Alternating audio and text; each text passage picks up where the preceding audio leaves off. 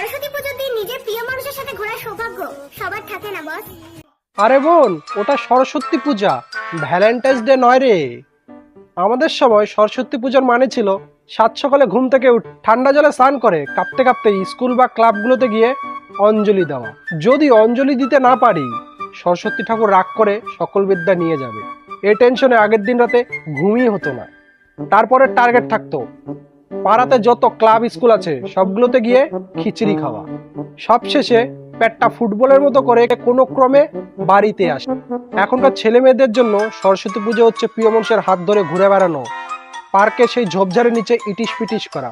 সব থেকে লেটেস্ট তো হচ্ছে পাড়ার যেই ঘরগুলোতে বছরের পর বছর মানুষ তো দূরের কথা, পশু পাখিও যাওয়া আসা করে না, সেখান থেকে ছেলে মেয়ে হাতে হাত রেখে বের হওয়া। এতে খারাপ ভাবার কিচ্ছু নেই, তারা সেখানে অঞ্জলি দিয়ে বের হচ্ছে। তাদের আর আমাদের মধ্যে পার্থক্য এতটুকুই, আমরা দোষে মিলে অঞ্জলি দিতাম, তারা দুজনে মিলে অঞ্জলি দেয়। এটাই হচ্ছে বর্তমান ছেলেমেয়েদের সরস্বতী পূজা।